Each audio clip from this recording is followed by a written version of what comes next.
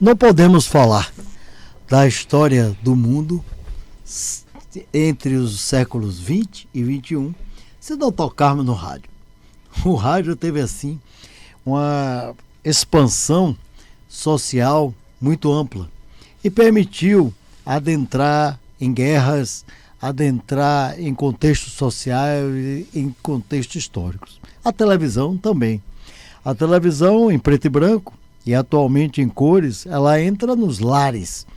A TV é sabido que chegou ao Brasil em 1950 com Assis Chateaubriand.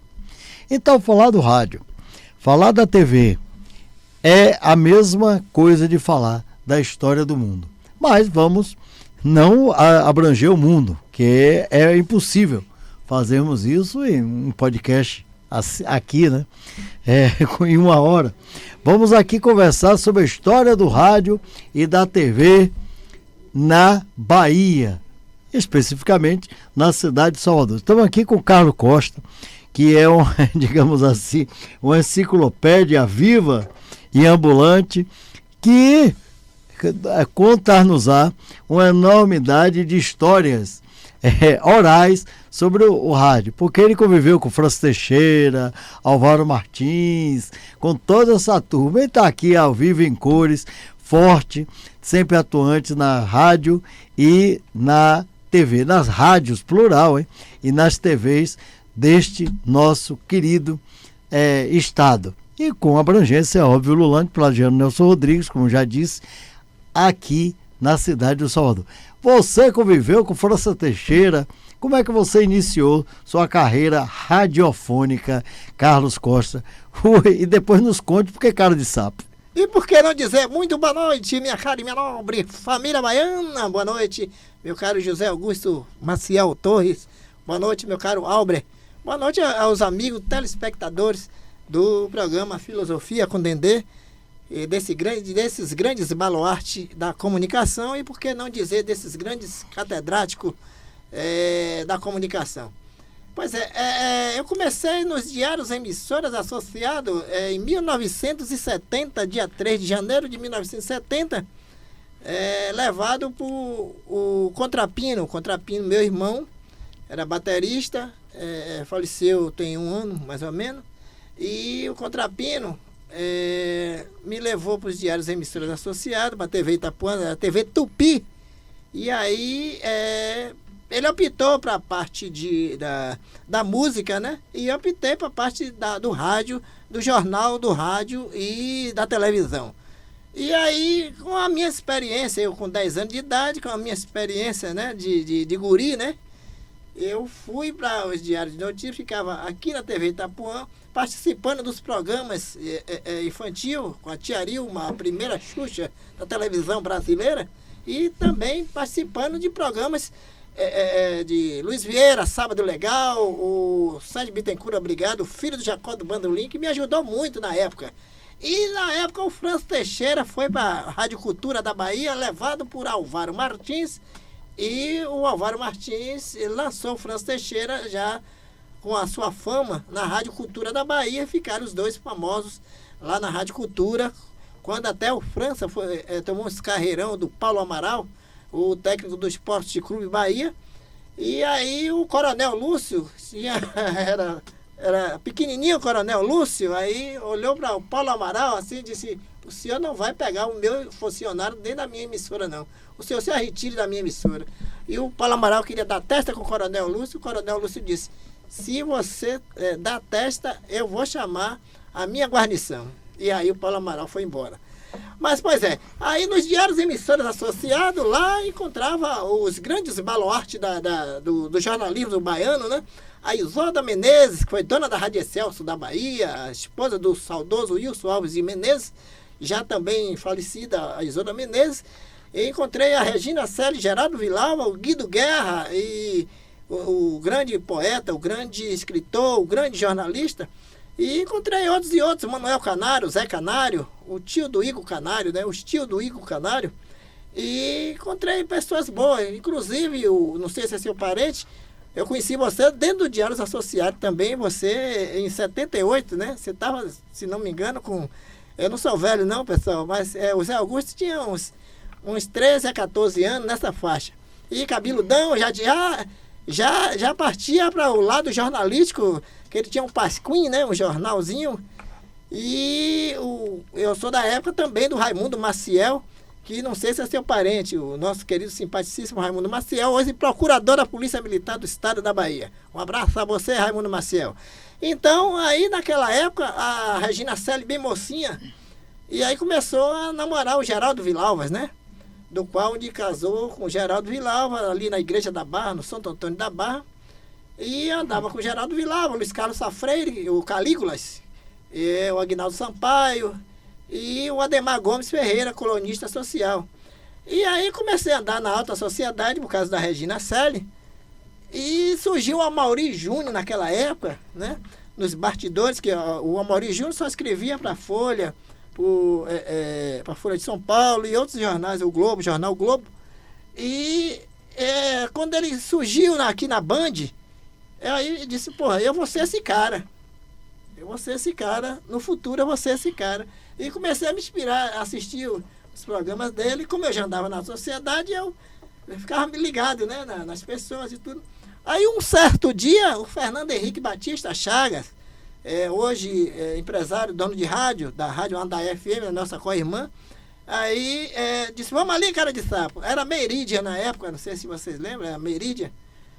No Rio Vermelho, né? No Rio Vermelho, ali onde você morava, ali no Rio Vermelho, ali perto. Perto da minha casa. Aí o Fernando Henrique, vamos ali, cara de sapo. Aí eu fui com o Fernando Henrique. Aí o Fernando Henrique me apresentou ao Amaury Júnior. Eu disse, eu sou você aqui na Bahia, só que eu faço crônica, faço rádio e você faz televisão. Então, o jornalista que faz jornal e televisão, ele é colunista e eu sou cronista social. Muita gente não sabe o que é cronista, mas nego sabe o que é cronista esportivo, né? Mas cronista social ninguém sabe o que é, né? Pouca gente sabe, né? Talvez até quem é do métier jornalístico e radiofônico. Pois eu acho que o Albert quer me fazer alguma pergunta. Esse é o Filosofia com Dendê. Aqui hoje com esse conhecimento empírico do nosso Carlos Costa. É o experimental.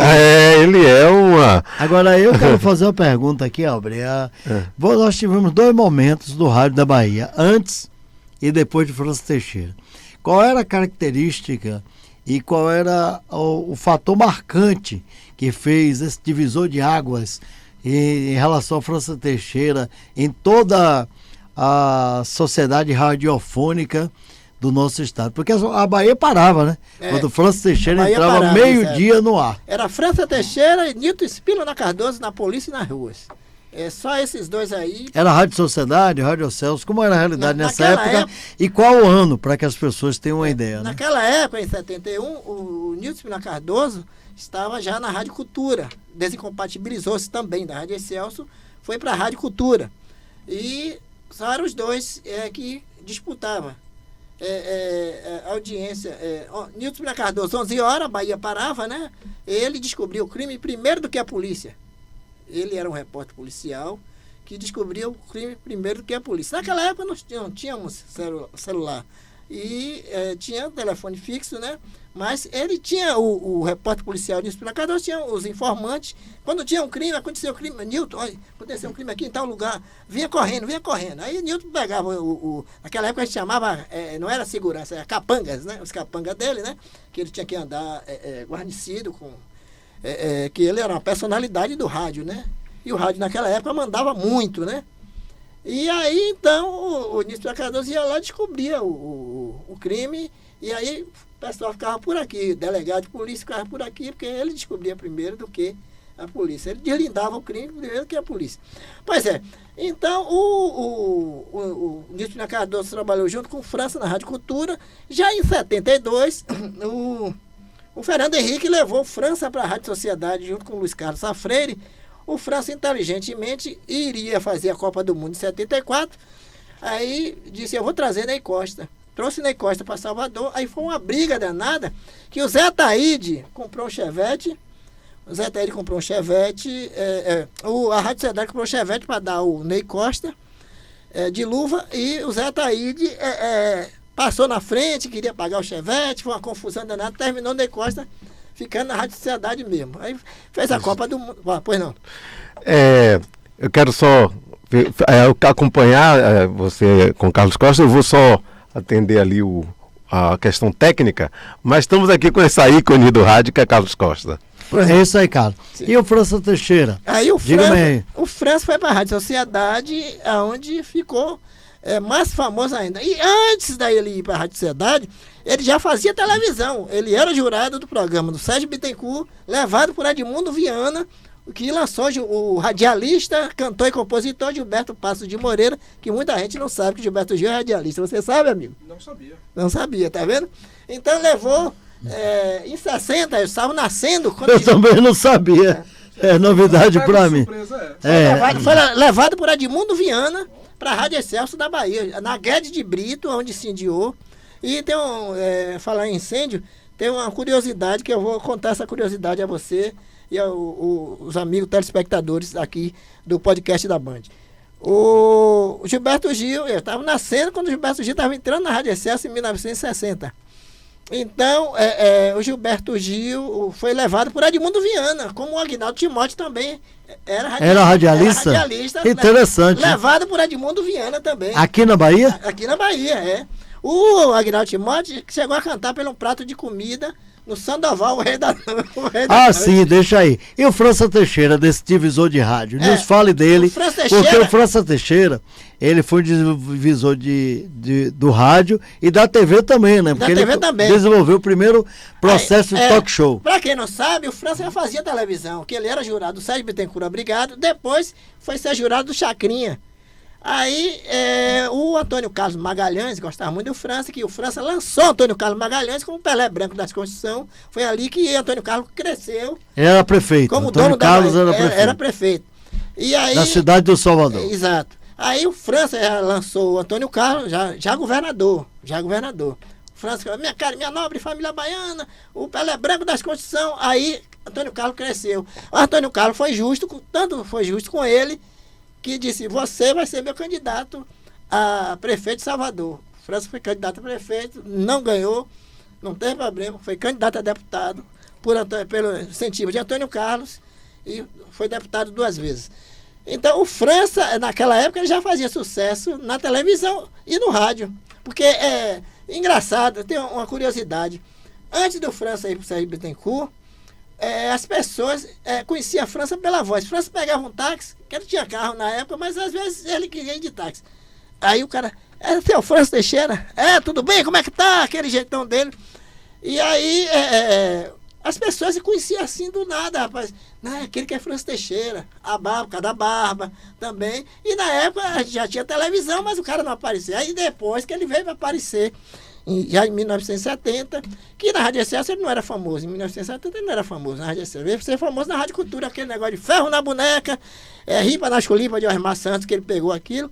E depois que veio para a Rádio Sociedade, ficou mais forte ainda. Então, essa foi as 2 eras do rádio, França Teixeira, em 2 versões no rádio. Ele ficou famoso, depois virou deputado, virou dono de rádio. Agora diga-me uma coisa. Mas só que naquela época o rádio comandava. A TV também era fortíssima. Mas tinha figuras aqui marcantes, ímpares, como Sandoval, o Rei da Noite. Você trabalhou com ele. Nos conte aí, porque Sandoval andava de mão dadas. Inclusive Dick Jones, né? Naquela época também faz.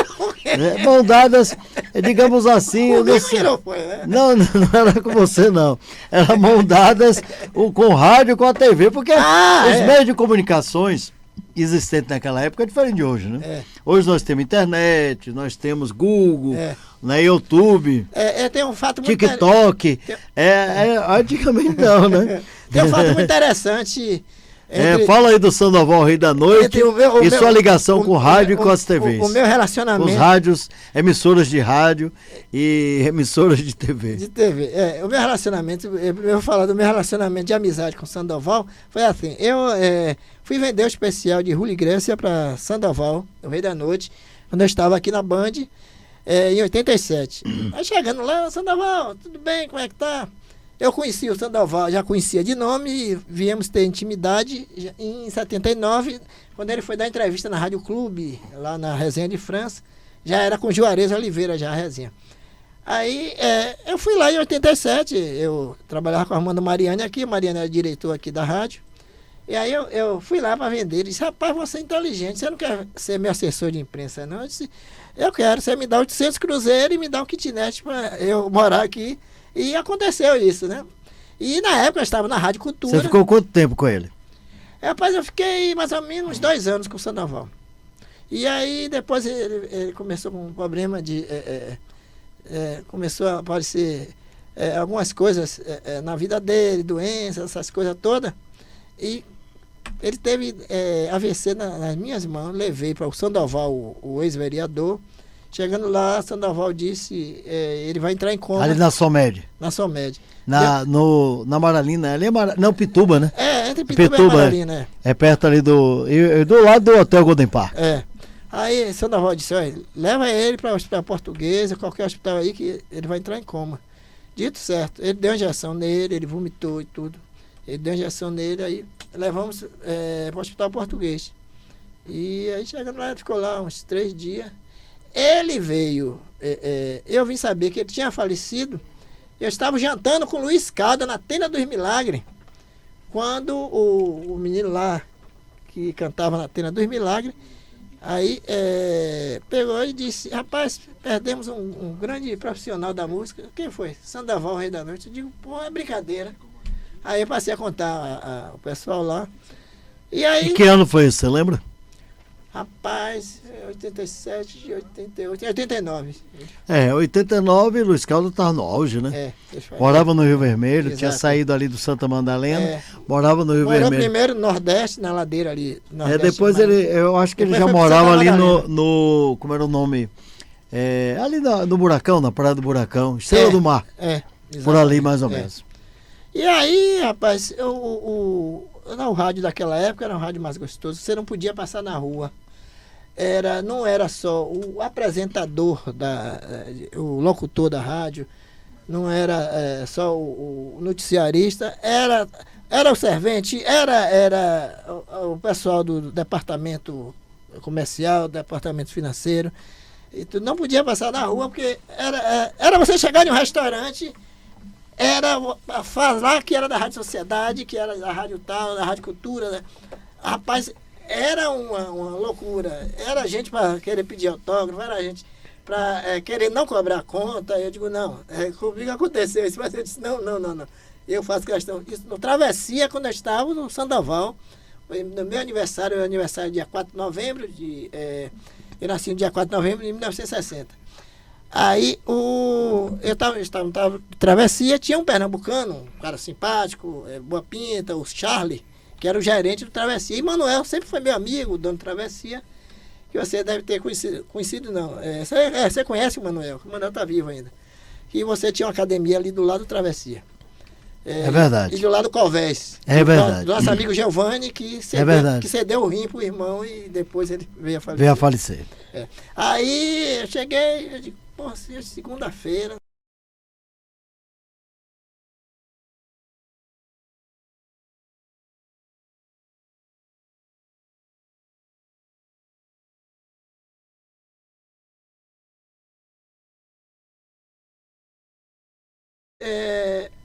Quando eu pedi a conta, doutor, já está pago. Eu digo, como pago? O seu Charlie, o gerente, disse que é por conta da casa. Eu digo, não. Fiz questão de pagar e disse, agora faça o seguinte, já que você quer me dar uma cortesia, eu vou pagar a conta e você me dá 2 chopes de cortesia e pronto. E resolveu o problema. Agora me diga uma coisa, Carlos. E a TV? Como foi a saída de França Teixeira para a televisão? Porque ele fez um programa em que ele ficou famoso, porque ele botava câmera nos olhos dele. Com a câmera nos olhos dele. Como era isso? Nos conte aí. Antônio Carlos Magalhães fustigou a cabeça dele para que ele fizesse um programa de televisão, um programa que hoje todo mundo imita ele. O Jô Soares, já falecido, imitou França, o Ratinho imita a França. Muita gente imita a França na televisão. O Ventini, né? Danilo Ventini. O Bial, o próprio Bial. Então, o França fez um programa que ia dar resultado, né? Para a campanha política dele. Aí começou a convidar Lula, Benovinho, o presidente da República, Benovinho, era presidente da CUT na época.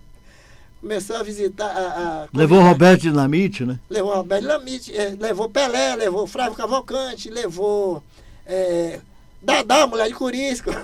Então todos esses eu tive o Até prazer. Dadá, mulher de Curisco? Todos esses eu tive o prazer de recepcionar, né? Eu trabalhava na Rádio Clube e França montou a Drau. A Drau é uma empresa de publicidade e eu ganhava na Rádio Clube, na época, o salário de 700 cruzeiro e na Drau eu ganhava 800 cruzeiro para recepcionar as personalidades. Então aquilo para mim foi importante. França já entrou, quando era Diários Associados, que estava vendendo para o Pedirujo. E o Davi Raul teve o prazer até de apresentar o França para o Pedirujo. E quando foi vendida aí a televisão, aí o França pegou aquela amizade com o Pedirujo, que o Pedirujo depois, o França fazia na cabeça dele. Porque quem apresentou o Pedirujo para Assis Chateaubriand, para vender os associados, foi Antônio Carlos Magalhães, que era muito amigo de Assis Chateaubriand e era empregado dele, né? Nos Diários Associados, no Diário Notícia. Então, Chateau, que em Chateau, 1950 trouxe a televisão para o Brasil. É história, uma grande história. Agora, Carlos, é um prazer tê-lo aqui conosco, ao vivo em cores, e falar dessa contexto da historicidade e da visão social lógica da TV e do rádio baiano. O nosso convidado chegou aí, Albert? Nosso convidado chegou Nosso convidado não, nosso segundo convidado, porque o primeiro é o nosso querido Carlos Costa, que é Carlos Costa da casa. Ele trabalha conosco, né? Com certeza. Ele é nosso repórter. E é também o produtor do programa. Você é produtor, você está aqui.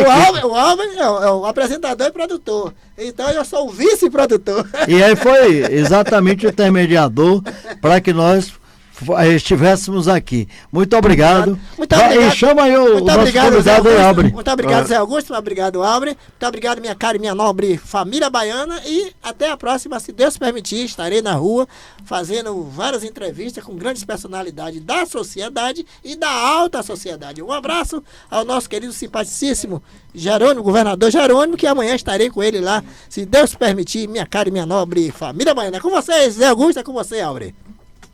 É isso aí.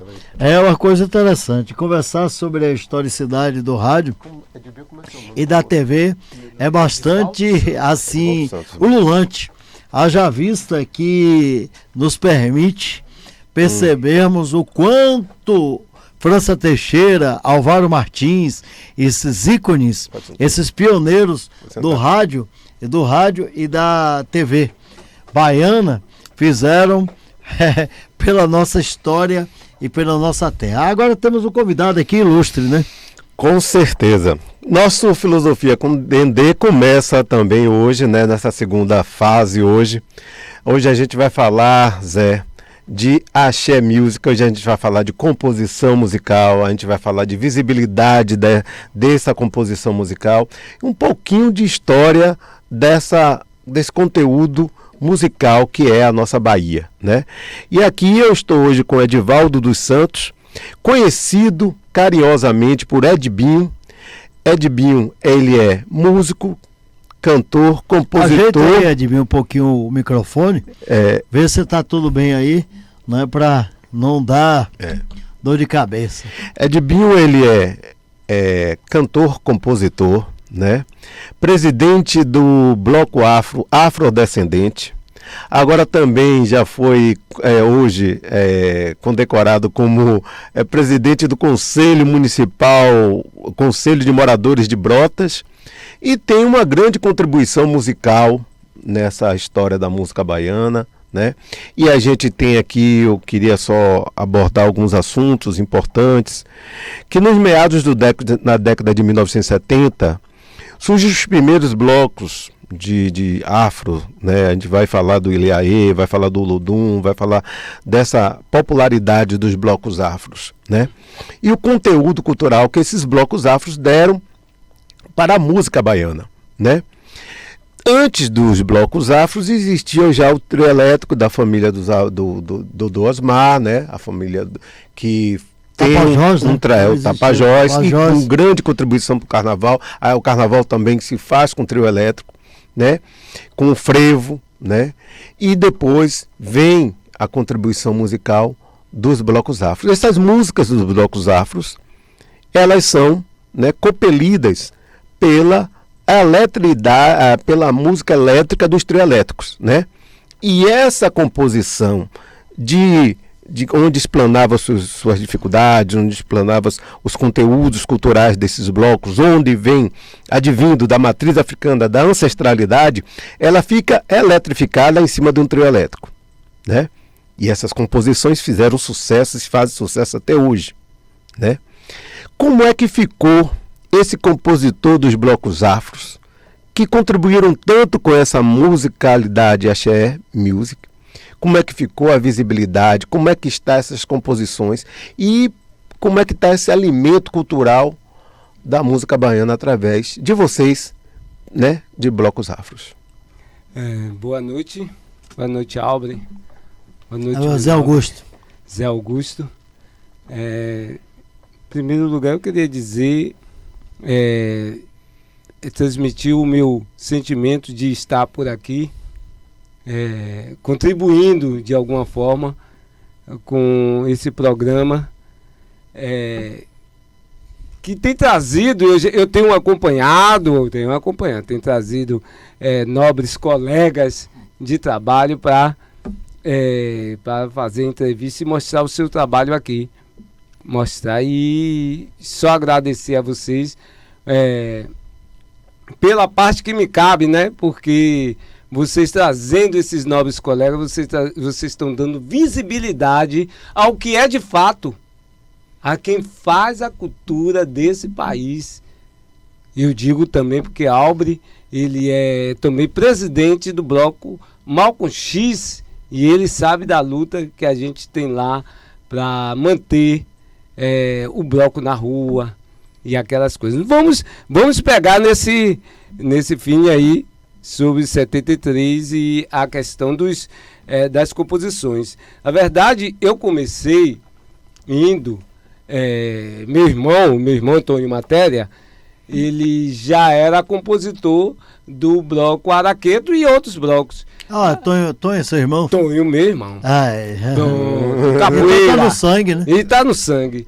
Mas nesse dia eu fui, na verdade, tomar conta de meu sobrinho Alain. Quando eu cheguei lá, me empolguei, porque o tambor bateu forte, aquela sensação de tambor, e aquilo ficou enraizado na mente. E eu perguntei a ele, meu irmão, como é que faz música? Ele fez, olha, por aqui assim. E eu comecei a compor. Você me perguntou sobre questão de composição.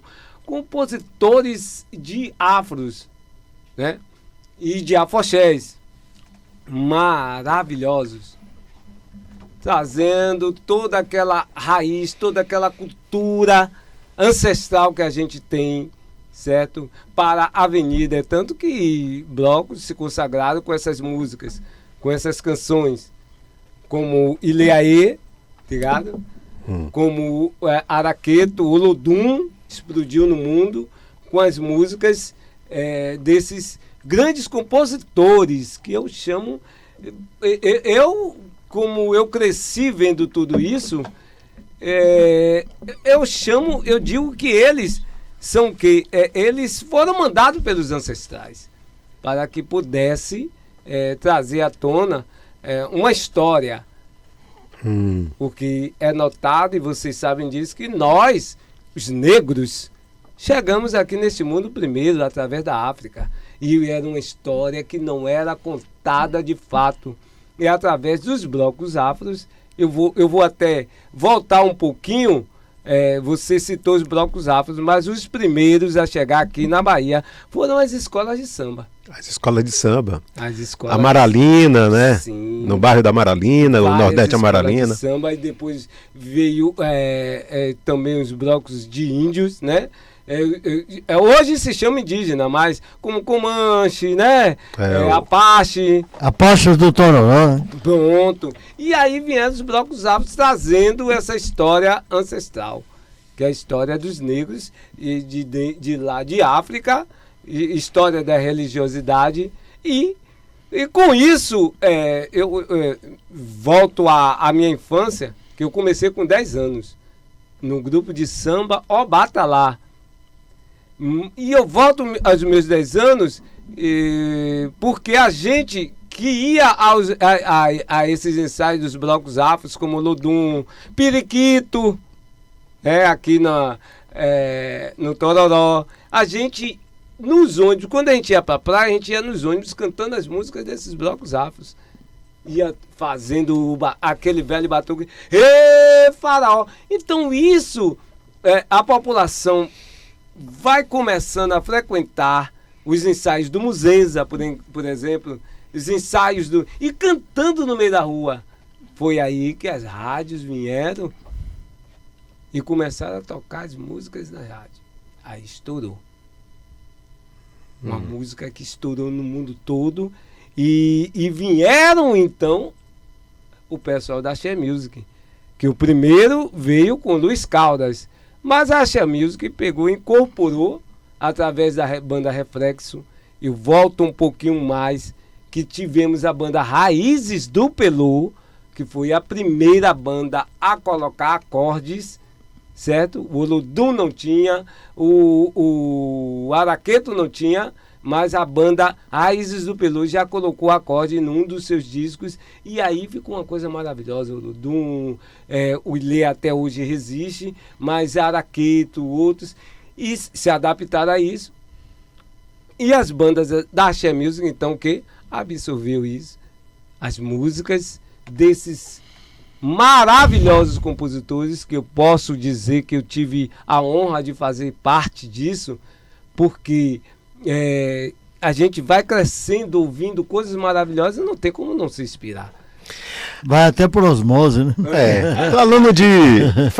A gente já viu que o conteúdo do sucesso veio das ruas das periferias de Salvador, cantadas, né, pela essa efervescência. Como sempre, todas as músicas, é bom você citar isso, porque todas as músicas que fizeram sucesso, principalmente em Salvador, vieram primeiro das periferias, estouraram nas periferias, como, por exemplo, o samba. O samba, o que era, e eu que já fiz parte, era o samba junino. Era o samba junino. O samba junino, a gente já Samba duro. Samba duro, a gente já colocava verdade. as meninas para sambar em cima do trio, ou em cima do palco. É verdade. Então, aí veio Resolu, Djalma Oliveira, estourou com essas Você músicas. foi Camafeu de longe, Oxóssi. Samba Fama, entendeu? Estourou. E eu já tô naquele disco, as melhores músicas de São João, da Bahia, que foi produzido por Manolo. Certo? Manolo Posada. Então, aí veio o Samba Fama, veio outros sambas e colocaram os discos na rua. Mais tarde, depois que a Axé Music estava estourada, veio quem? O Gera Samba. Mas era o quê? Já na linha do sambador, ele pegou, diminuiu a batida e virou o quê? O pagodão. Não é isso? O pagodão. E aí vendeu milhões. Eu já estou no disco do Tchan também, viu? Agora me diga uma coisa aqui, só para tirar uma dúvida. Quer perguntar, Albert? Eu Aí queria entro depois. uma pergunta, aí eu vou citar a gente falando de filosofia. Eu me lembro do professor Biratã Castro. Ah, sei. O professor Biratã Castro, quando Edbinho fala que desde 10 anos ele ouve, né? E aí ele faz uma análise perfeita da África com a Bahia. Ele fala assim, você quer conhecer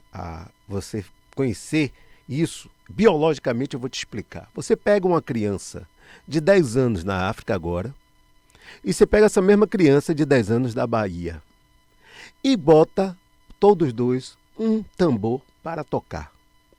Você vai ver que os dois nunca aprenderam música, mas vocês vão ver a tocada idêntica desse jovem, dessa criança da África e da criança da Bahia. É consciente coletivo, né? Bem junguiano. Então, como você Às vê... vezes até inconsciente, né? Mas Inconsciente, tá lá. mas... E dentro disso tudo, a gente vê essa grande África chamada Bahia, né? Que está aqui, está com a gente, e que tem esse conteúdo, e que se popularizou, e que se ficou a indústria da música crescendo fervescentemente, Os nomes de vocês estão nos discos. Os nomes de vocês estão nos conteúdos. É o nosso registro, né? É.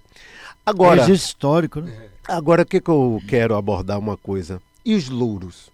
E os lucros? E o poder econômico que essa indústria musical baiana se apropriou desse conteúdo? Foi dividido? Na verdade, Albre, existe, sempre existiu essa, vamos dizer, essa fase, né? Nós, quando a música Axé Music fez aquele grande sucesso, aquela coisa toda... 95, 96, né? Eu já estava aí. 90... Graças É a verdade. Deus eu já estava aí. Não, desculpe, não é 95, não, 97. 86. Porque, ó, em 1977, Moraes Moreira cantou pela primeira vez em cima do trio. Sim, sim. E em 85, 86 foi o boom com exatamente Sarajane, Luiz Caldas, né? Foi 85. Sim. Foi 85, Já 86. os blocos afros, já pros anos, já chegando no meado do blocos afros 90. É, exato. E é tanto que o Porque aí o Araqueto, Sim. Olodum... 87 para 90. Aí foi. Pronto. Porque o boom mesmo, nós tivemos com... Bem, podemos dizer que Luiz Caldas, porque Luiz Caldas é um músico completo, né? Ele é um musicista completo. Ele toca todos os instrumentos, canta, aquela coisa toda. Ele abriu as portas, né? Certo? 85, 86. Isso. E mais 1977 teve o fato de que ninguém cantava em trio. E Moraes Moreira abriu. Exatamente. Né? Inclusive foi uma figura aqui que a Bahia não foi muito boa com ele, porque na verdade ele acabou se afastando aqui. Quando retornou, acabou já nos deixando. Mas talvez seja essa a pergunta de Álvaro, porque a Bahia, infelizmente, temos que dizer isso, é muito injusto. Porque não é só com ele, não. Teve outras Batatinha, figuras. Que o Oceano faz 100 Por exemplo, 100 o Tonho anos. mesmo. O Tonho. O Tonho Matéria, que é uma das Pronto. figuras assim. Eu tive a oportunidade de entrevistá-lo. Inclusive, sou capoeira lá na Rádio Excelsior, onde eu tenho um programa, né? Africanidades. Isso. Né? E ele eu respeito muito, porque é uma figura assim bastante culta, fez uma produção, mas a Bahia deixa muito a desejar. Você teve figuras como o Brau, como Ivete, respeitando a todos, que foram fazer sucesso lá fora e vieram de fora. A Margarete Menezes. A própria Margarete. A nossa ministra. Jerônimo. Nossa ministra da Cultura, né? O Jerônimo. Porque, na verdade, era uma coisa interessante. Por exemplo, Jorge Amado é conhecido no mundo todo. Glauber Rocha é conhecido no mundo todo. E aqui nós vemos dificuldade. Por exemplo, a casa de Jorge Amado passa por problemas sérios financeiros. Né? É uma figura como Glauber Rocha. Sente aí a mãe dele, não sei nem se está viva, não sei. Nós temos nomes... Tem uma dificuldade muito grande de reconhecimento, enquanto lá fora o mundo todo reconhece. Nós temos nomes vivos aqui, como Edil Pacheco, Pacheco, Chocolate da Bahia, que não é representante. Dentro do Afro, nós temos Guiguil Chauel, certo? A própria Graça, certo? Dado Brazzaville... E muitos outros que deram muitas contribuições com a música baiana. E voltando à pergunta dele sobre os compositores, nós temos compositores de alto nível aqui, que hoje, infelizmente, vamos falar assim, e vamos ser real, está passando fome. Está passando necessidade, certo? Por quê? Porque existe uma arrecadação que, eu vou citar um nome aqui que eu sempre digo a ele, é um absurdo. Como é que uma música como Cirandinha, ô Ciranda, você não se cansa... Ele está dizendo que não recebe nada, meu amigo Raimundo Jorge. Recebe. Aí a gente pergunta como é que é feito essa arrecadação em que o compositor, a música toca, porque toca, a gente vê tocando, a gente ouve tocando. Nas redes sociais, nos esportes. O Tchan não parou de tocar não o Tchan? Para, né? Não. Terra Samba parou de tocar? Não. Patrulha do Samba parou de tocar? Não toca, não para de tocar. tempos atrás, quando era sucesso, quando estava estrondoso, já não tinha essa questão de arrecadar como devido, o que dirás agora? Você tem um exemplo de Luciano Faraó. Luciano Faraó. Eu tive a oportunidade, Adailton Poesia. eu tive a oportunidade de entrevistá-lo. E Luciano Faraó, que faz um trabalho de samba muito bonito, Sim. por recurso próprio, Sim. ele é policial, é funcionário público, para poder ter um processo de sobrevivência. Então é um absurdo você ter uma música como Faraó, que está estourada até hoje, né? E não ter-se, assim, uma resposta. Você lembra o nome do samba de Luciano? Não lembro Pô, não. também não estou lembrando. Não. Eu estou Desculpe, tentando Luciano. aqui. Ele vai estar nos escutando aqui. Agora, uma pergunta que eu queria fazer a você, interessante, é o seguinte.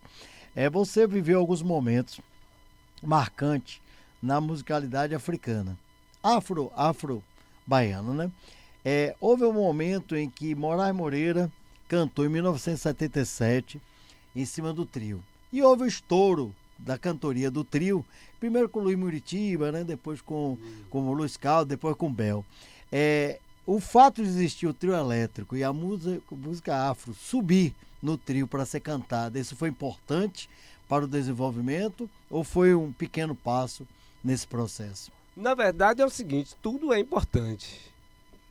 Tudo é bom quando se adapta, porque os blocos afros saíram como resistência e saía no chão. O bloco afro e vários blocos, como Come Lixo, os próprios internacionais. Como lixo internacionais era no chão. Eles eram no chão. Então, que aí depois que pegaram o trio elétrico a partir da década de 80, tem mais que ou se menos. reinventar. Se reinventar, porque é a adaptação do momento. A gente tem que seguir o momento. Os corujas internacionais, Sim. Come Lixo, né? Sim. São aqueles antiquíssimos. Sim, Muquiranas. Muquirana, né? Coisas Muquirana acabou adaptando-se. Então, a partir do momento... O Gandhi, né? Do Gandhi. O Gandhi pegou, tem um trio, né? Afoxé Filhos de Gandhi. A né? Afoxé Isso. Filhos de Gandhi. E- Você saiu muitas vezes, né? Muitos Eu anos. com você. Inclusive o Gandhi também se adapta ao tempo. Hoje já bota um tambor, já bota um timbal no Gandhi. Porque isso é adaptação. Com o tempo a gente vai ter que ir se adaptando. Por exemplo, hoje, antigamente você não via no candomblé mulheres tocando. Hoje você vê mulheres tocando. Então é a adaptação do tempo. Aí vamos lá. Na relação de o trio entrar no bloco afro e o bloco afro só sair tarde da noite para o circuito e lá não ter uma televisão, Isso é ridículo. Né? ok? Isso é ridículo. Mesmo Eu várias vezes fiquei lá no Campo Grande assistindo e não tinha ninguém. Pois é. Eu lembro-me que aquele menino, como é o nome dele? Spike Lee. O cineasta. Spike Lee do Michael Jackson. Spike Lee. O Spike Lee saiu no Leaê Sim. e não tinha ninguém para ver Spike Lee, porque o Leaê saiu de madrugada. De madrugada. Madrugada, eu me lembro. O grande nome, Spike Lee, que foi Marco X, né? Marco Corex, ele fez Isso. todo, é um professor Correto. respeitadíssimo nos Correto. Estados Unidos, mundialmente famoso, fez um trabalho aqui. Inclusive foi ele que fez o Michael Jackson Com Denzel Washington. não, que fez aqui com o Paul No gravação Michael Jackson e Olodum. Olodum, não foi isso? Correto. Foi ele que fez aqui com o Paul Simon. Então você Paul vê os Simon. blocos Aí, de afros repente- e a Afoxé se adaptando, mas a visibilidade em si... Não tinha ninguém.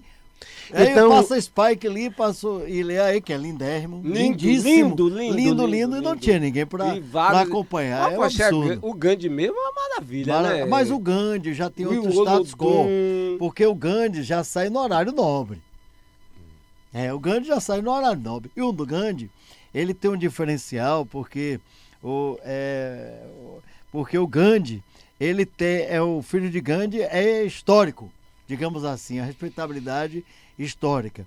E ele sai nos horários nobres, o pessoal do filho do Gandhi já entra nos blocos. Hoje está um pouco estranho, né? Porque Mas eu digo que Mas- mesmo mas tem um saindo de respaldo. madrugada, você não acha Mas- que não, deveria mas- ter mais televisão, mais divulgação, mais concordo, visibilidade para os blocos afro? Porque a que tem maior muito visibilidade contribuindo dos com- filhos de com Gandhi, a cultura na verdade, baiana. é porque o Gandhi está em tudo que é buraco, né? Porque É- o Gandhi entra Pronto. em todos os Pronto. blocos. É igual, É, o Olodum, que é internacional. É Então é tem que verdade. estar. Mas o o Olodum- Ilê, que é internacional. Mas o Olodum não entra como o Gandhi, porque o Gandhi, o pessoal. O Gandhi vai sair 9 horas da noite, uma hipótese, mas meio-dia o povo já tá na rua. Põe o turbante, aquelas coisas todas. O A Gandhi gente, é completamente a gente diferente. falar do estilo de Gandhi, a gente tem que falar como ele surge, né? Ele surge dos estivadores. Sim. Então, a gente vem de um conteúdo tradicional, de um grupo de estivadores que criaram as suas agremiações, né? A gente vive o Olodum, a gente vê um movimento de negros ali que estavam querendo Você colocar as falou histórias tudo. da, O Olodum- as o histórias Olodum dos... já foi um movimento. É um Já movimento criado. Igual ele aí, né? É. Então, mas esses movimentos que surgem, essas criações desses blocos, e a gente vê, aí quando a gente fala de visibilidade, essa coisa de colocar essa entidade mais tarde, né? Quem organiza isso é o Conselho do Carnaval. Será que não é uma forma tendenciosa de não ter visibilidade, esses melaninas acentuadas que saem nesses horários? Vamos colocar essas entidades para sair depois, porque a gente tem uma indústria musical de empresários musicais baianos que souberam e ficaram muito bem financeiramente com esse mercado musical, com esse conteúdo africano. Eles conseguiram, eles ascenderam, levaram também o nome do axé para todo o mundo internacionalmente. Rangel que eu diga. Então, Porque Rangel mas foi quem abriu criador. a todas as portas para A- o universo. Isso. Agora, o que acontece? Pega-se o conteúdo dessas entidades, ganha-se recursos com esses conteúdos, eletrifica esses conteúdos através do trio, coloca-se até, tem outros cantores que ascenderam musicalmente com esses Que não conteúdos. eram daqui, Com esses conteúdos, mas quem é o dono do conteúdo fica para trás. tem que sair meia-noite. Sim. Não existe. E como é que você vê isso, Eu Edmil? vejo dessa forma que você falou isso aí. Sempre houve essa questão de... a gente sempre fala em inclusão. Eu falo de exclusão. Para mim, sempre houve isso. E eu, como negro, vejo a luta do Malcolm X, a luta do afrodescendente da Bahia. Eu vejo a luta da capoeira de Tony Matéria para chegar, Bancoma, certo? Para passar pela passarela e ter visibilidade, certo? Mas, como você mesmo disse, há sempre uma indústria de empresário que sempre quer que os seus produtos tenham mais visibilidade, certo? E como é que diz? E acaba que não criando oportunidades para aqueles, oportunidade nem digo, tirando as visibilidades daqueles que realmente fazem a cultura do Brasil e da Bahia, que é a cultura afro. Eles pegam da gente essa cultura, adaptam em suas bandas, né? Fazem sucesso, ganham dinheiro em cima disso, porque você não pode negar que a prefeitura arrecada muito com o carnaval. E um carnaval afro. Porque o gringo vem cá ver o afro. O governo do estado também, através do O governo ICMS, do estado também ganha muito recurso. Pronto, o governo do estado. Através da arrecadação do Você falou uma ICMS, coisa né? certa. Então. O gringo vem para cá para ver o afro. O afro, a baiana, a capoeira, o afoxé. Eu digo a você porque a gente faz o circuito Batatinha. Aí quando o bloco afrodescendente Batatinha só é passa, gringo, né? pronto, quando o bloco afrodescendente passa, os gringos entram ali junto às danças e dançam no Pelourinho, também, né? e fazem uma festa. Eles gostam da nossa cultura. Entendeu? Então eles vêm ver a nossa cultura. Só que a nossa cultura tem isso, tem a indústria daqueles que têm o valor. Que se enriquece, Que com, se enriquece com isso. Já se enriqueceram e muito, né? Quando a Xé Music fez um grande sucesso, enriqueceram pra caramba. Tanto que Agora migraram pro nosso lado também. Porque eu acho, Abre, que o recurso, tanto do governo estadual como o municipal, deveria ser direcionado para a nossa cultura, para fomentar quem realmente faz a cultura desse país, dessa cidade, certo? Que são os artistas negros que não são, você não vê tocando nos palcos, que não tem a sua inscrição para tocar no carnaval. Mas a música dele é boa. A música é boa. A música é boa para... Durante o ano toca. Mas a música é boa para alguém cantar. Sim. Mas não para ele. Mas não para ele. Então ele não tem oportunidade. E a mesma coisa acontece com os blocos afro. Você ouve falar no Olodum, você ouve falar no Ilê, você ouve falar no Gandhi, você ouve falar no Muzenza, porque esses já fizeram um sucesso. Mas você sabia que tem, por exemplo, a Afoxé Filhos de Nanã, a Afoxé Filhos de Omolum, a afrodescendente da Bahia, Malcolm X? Não, porque a grande mídia em si não chega até o circuito Batatinha para ver a gente desfilar. E eu, na minha ignorância, acho e andei pesquisando que deveria estar na Constituição e tudo mais. Mas não vão. Quer dizer, não acatam. É isso aí. Quantos minutos ainda nós temos aí? 7? 7 minutos? 8 minutos, 8 minutos dá para conversar bastante, né? Com certeza. A gente falar disso, falar do... eu quero falar um pouco do Bloco Afrodescendente, né? O Bloco Afrodescendente surge, né, nos circuitos, nas ruas, né, com esse cantor, esse compositor, Edbinho. E como é que está hoje o Bloco Afrodescendente no carnaval cultural de nossa cidade? Bem, também volto atrás e dizer a vocês que eu sou compositor, por exemplo, músicas Pissil, Pissil, coisinha linda do bumbum empinadinho, rebola, rebola esse seu corpinho de mola, nada mal, curtir o terra samba não é nada mal. E outras como do Muzenza, Negra Cor, Negro Mar, Guerreiro de Já. Então, o compositor, através dos blocos afros, tem essa visibilidade, é onde a gente pode se apresentar, certo? Ser presidente de bloco afro, para mim, fez parte da trajetória, porque eu já era administrador do Afoxé Filhos de Nanã e Filhos de Omolum. E é uma escola maravilhosa, você aprende a fazer a roupa, você aprende a fazer gastronomia, você aprende a fazer o chinelo, você aprende a colocar um bloco na rua, certo? Então já me deu régua e compasso.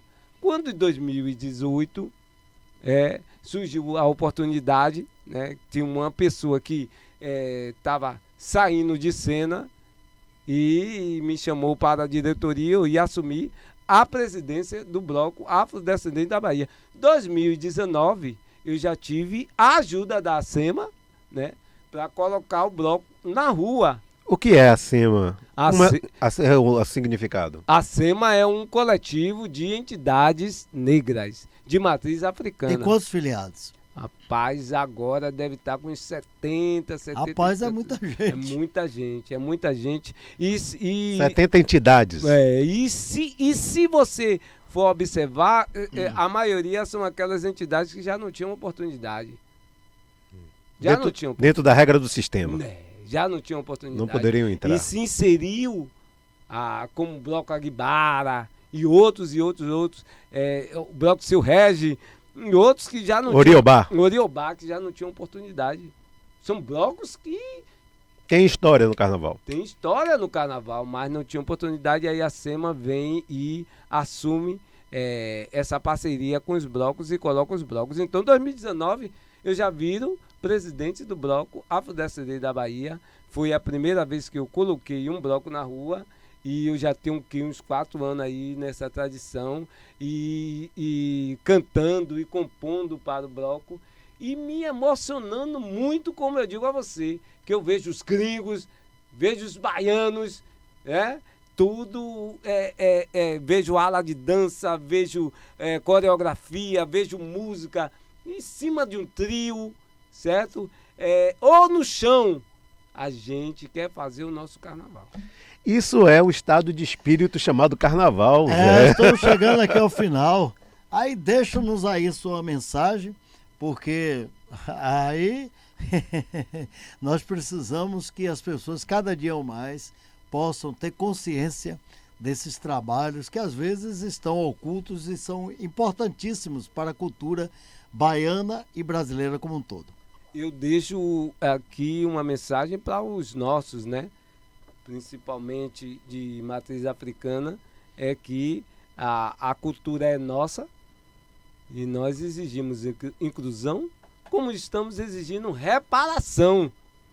E essa forma de a gente colocar o nome do circuito Batatinha, o nome do circuito Manhilda de Tolu é inclusão. Isso aí. E reparação. Tamo juntos. E aí, Albre, terminamos, chegamos a mais um final desse nosso trabalho aqui, filosofando e colocando o dendê. Caetano Veloso disse que só filosofar é alemão, mas eu discordo. Eu acho que nós estamos filosofando aqui na Bahia, principalmente na cidade do Salvador. Estamos chegando ao final, viu? Vamos lá. Vamos finalizar aí para... Eu quero agradecer a José Lázaro, operador do site, Davi Cunha, que faz o design gráfico do nosso Café com Dendê, Carlos Costa, reportagem externa. Que hoje foi entrevistado aqui. Com certeza. Ao nosso professor José Augusto Maciel Torres, que foi aqui do nosso lado. A própria TV Bandeirantes, que faz aqui com esse estúdio maravilhoso. A Multifusion Terapia Oriental. Associação Cultural Malcolm X, Faculdade Einstein e a ACEMA. Aqui, finalizando o nosso Filosofia com Dendê. Se você achar cara educação, procure saber o preço da ignorância. E como dizia Tilemon, e ponto final. Vamos lá.